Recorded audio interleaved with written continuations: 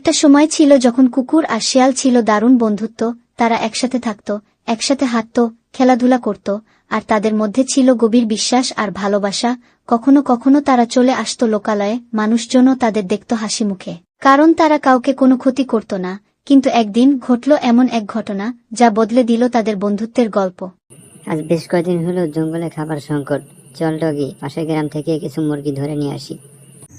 আরে না, পাশের গ্রামের লোকজন খুবই ভালো, ওরা আমাদের কোনো ক্ষতি করে না। তার চেয়ে বরং ওদের কাছ থেকে কিছু খাবার চেয়ে নিয়ে আসি। আরে তুই কি পাগল হয়েছিস? আমি হচ্ছে শিয়াল পণ্ডিত, আর আমি কিনা ওদের কাছ থেকে খাবার চেয়ে আনবো?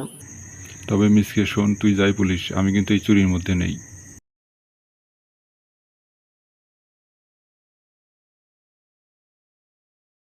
ওই তো ওখানে কিছু লোকজন দেখা যাচ্ছে, যাই ওদের কাছে গিয়ে কিছু খাবারের কথা বলি। এই যে ভাই, আমাকে কিছু খাবার দেবে, আমি খুব ক্ষুধার্ত। বিনিময়ে আমি তোমাদের কাজ করে দেবো, আমি তোমাদের বাড়ি পাহারা দেবো। ঠিক আছে, তুই একটু দাঁড়া, আমি এক্ষুনি খাবার দিয়ে দিচ্ছি। ওই তো একটা মেয়ে খাবার নিয়ে আসছে, যাই এক্ষুনি যে খেয়ে আসি।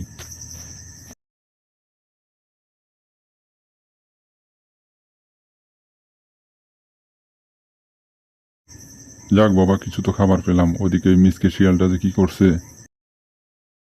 আরে বেকুব কুকুর, তুই ওখানে বসে বসে মানুষের এঁটো খাবার খা, আর আমি এদিক থেকে একটা রোস্ট নিয়ে ভাগি।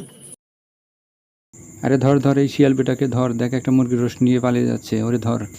এই বেটা দাঁড়া বলছি, তোরা যদি ধরতে পারি। ওরে শিয়ালের বাচ্চা, তোরা যদি এই এলাকায় আবার দেখি।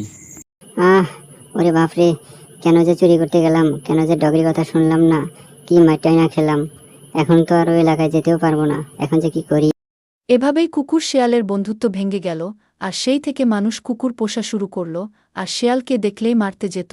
তাই কুকুরের সততা আর ভালো ব্যবহারের জন্য লোকালয় থেকে গেল, আর শেয়ালের লোভের কারণে জঙ্গলে বাস করতে লাগল। বন্ধুরা, পরের ভিডিওটি পেতে এক্ষুনি আমাদের চ্যানেলটি সাবস্ক্রাইব করে রাখো।